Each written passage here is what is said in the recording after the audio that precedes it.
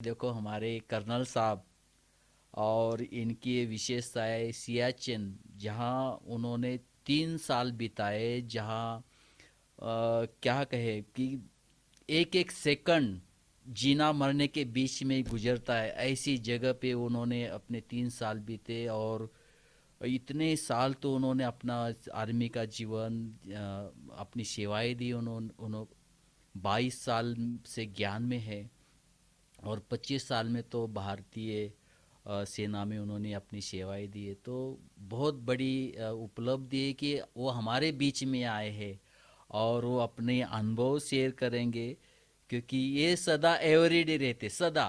उन्होंने बोला कि तो हमने कहा ये तो इतना अच्छा 26 जनवरी का ये विशेष प्रोग्राम है, अमृत महोत्सव है, तो हमारे तो आर्मी वाले तो होने ही चाहिए इसमें। तो उन्होंने कहा क्यों नहीं, ज़रूर आऊँगा। और हमारे साथ में हमारे शैलेंद्र भाई ने इनके लिए खास हेल्प किया, उन्होंने मुझे बताया तो तुरंत इनको यस किया। तो आज हम इनके मुख से ही जो अनुभव, क्योंकि ये अपने पूरे देश में जो आर्मी की सेवा है उनमें बहुत सेवाएं की है। और जहाँ जहाँ भी इनकी ट्रांसफ़र होती थी वहाँ वहाँ बाबा के सेवा केंद्र खोले हैं। तो सचमुच सिक्योरिटी विंग के लिए जैसे उनको एक ना रतन मिला है, जो सेवा कराने के हिसाब से तो हर जगह वो पहुंच जाते हैं।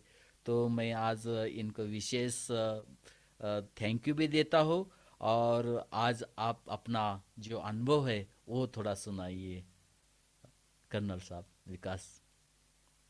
ओम शांति।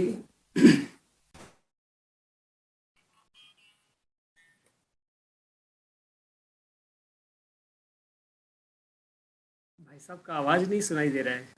बाबा की याद आवाज़ से सुनाई आती दे रहा रहे, है। याद बाबा की याद से आती रहे, मुस्कुराते रहे। थैंक यू भाई साहब, thank you so much.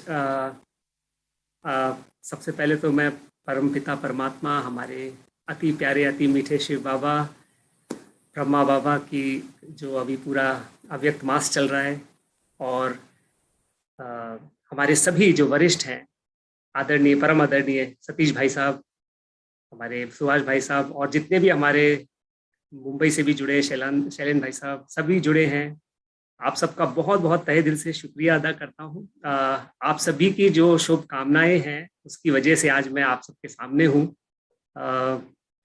Army में तो हमने, चलिए 25 साल कहीं ना कहीं तो करना ही होता है लाइफ में, जॉब तो आर्मी में थे। लेकिन जो सबसे बड़ा जो बोलते हैं जीवन में जो परिवर्तन आया, वो आया 99 में जब कारगिल का युद्ध शुरू हुआ था।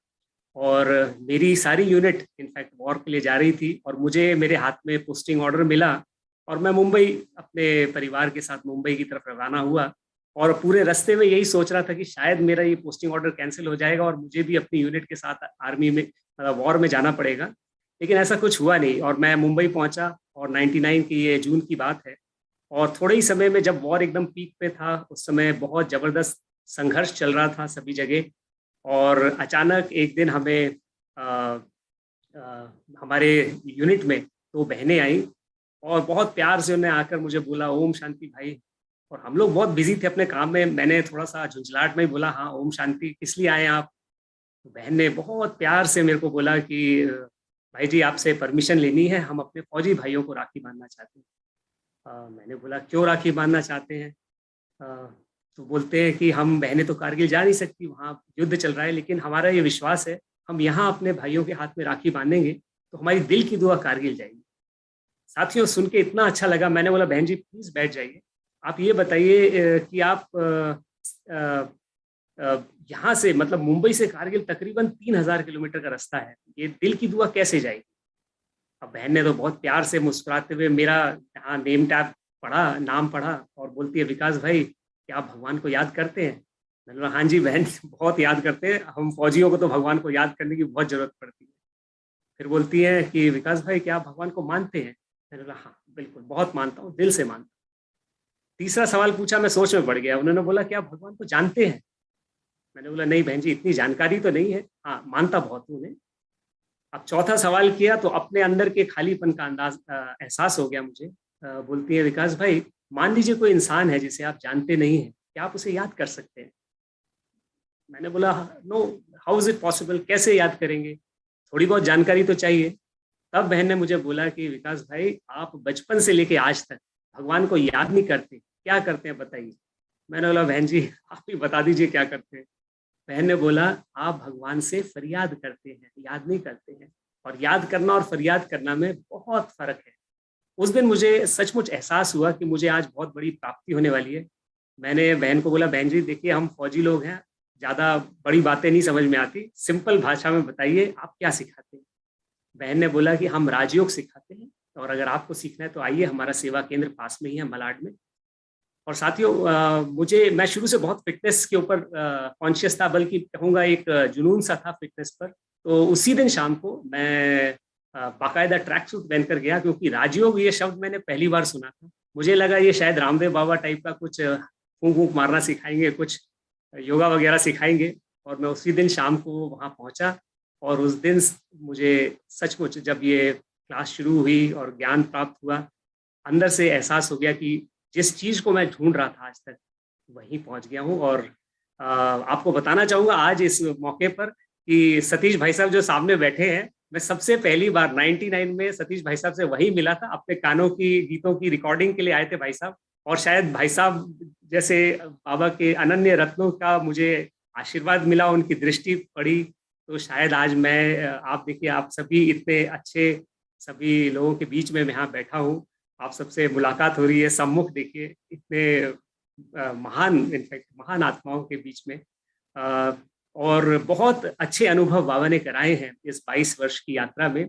ऐसे नहीं कि चैलेंजेस नहीं आए। आर्मी एक ऐसी संस्था है जहाँ पर बहुत कड़क नियम और कानून हैं, और कई बार हम लोग को खास तौर पे जब हम ज्ञान में आते हैं तो बहुत चैलेंजेस फेस करना पड़ता है। लेकिन बाबा इज़ सो वंडरफुल कि वो, अगर हमारा मतलब दिल में सच्चाई है तो बाबा बहुत मदद करता है। मैंने देखा है बहुत चैलेंजेस आए, बाबा ने हमारी बहुत बहुत मदद की है।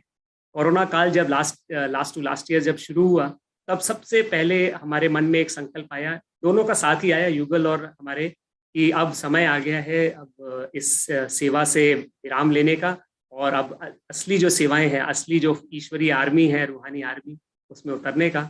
क्योंकि आर्मी में हम लोग जूम पे और ऐसे कई हमारे रिस्ट्रिक्शंस होते हैं, हम पूरी तरह से सम्मिलित नहीं हो सकते। तब फिर ये हमने एक डिसीजन लिया, और आप सभी जो भाई बहन हैं, आप सबके शुभ भावनाओं की वजह से आज हम ये सेवाएं कर पा रहे हैं। एक्चुअली में सुभाष भाई साहब तो बता रहे हैं, लेकिन हमारा अपना कुछ भी नहीं है, ये जो भी है बाबा है, और कराने वाला करण करावनहार बाबा है।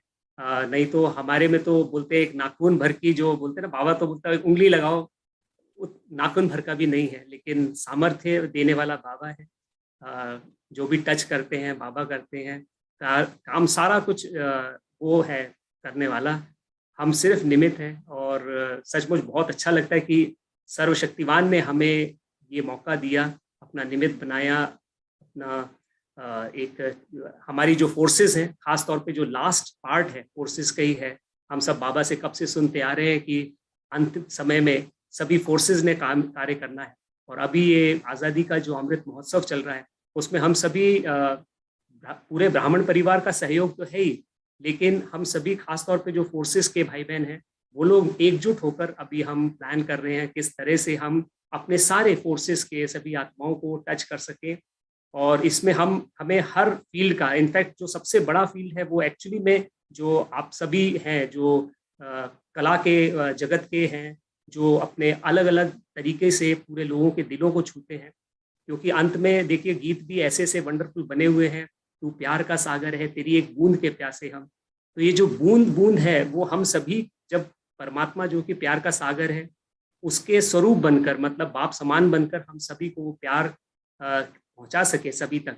मैं नहीं समझता कि कोई विश्व की कोई ऐसी आत्मा है कि जो उसके हकदार नहीं है, चाहे वो कोई भी आत्मा हो, चाहे वो किसी भी देश की हो या किसी भी प्रोफेशन में हो। आज मैं समझता हूँ कोई अगर एक टेररिस्ट भी है, वो भी उस परमात्मा की बूंद का हकदार है, उस प्यार की। तो हम सबका ये फर्ज बनता है कि हम हर एक आत्मा तक परमात्मा के इस प्यार की बूंदों को पहुँचाएं। और उसमें जो कला का जगत है, आप सभी जितने भी भाई बहन हम सबसे जुड़े हुए हैं, हमारी नई ये सोनल बहन वंडरफुल, इतना अच्छी कार्य कर रही हैं। तो आप सभी हर तरह से बहुत वंडरफुल सेवा कर सकते हैं। और मैं भी आपसे बहुत कुछ सीखना चाहूँगा। भाई साहब से तो हमेशा प्रेरित रहते ही हैं। इस एज और स्टेज में भी भाई साहब इतना उमंग के साथ कार्य कर रहे हैं, देख के हम लोग को लगता है हम लोग तो अभी कुछ भी नहीं हमने किया है। तो आप सभी के बीच में आकर बहुत अच्छा लगा। सुभाष भाई साहब, आपका बहुत बहुत थैंक्स। सतीश भाई साहब का तो हमेशा हमारे सिर पे आशीर्वाद रहता ही है। और आप सभी को बहुत बहुत शुभकामनाएं हैं, और आगे इसी तरह वंडरफुल सेवाएं करते रहिए। शैलेंद्र भाई साहब भी इतना अच्छा उन्होंने अनुभव सुनाया, इतने अच्छे मन के उद्गार सुनाए, बहुत अच्छा लगा भाई साहब। Thank you so much. Om Shanti. Thank you Vikas भाई, बहुत बहुत शुक्रिया आपका।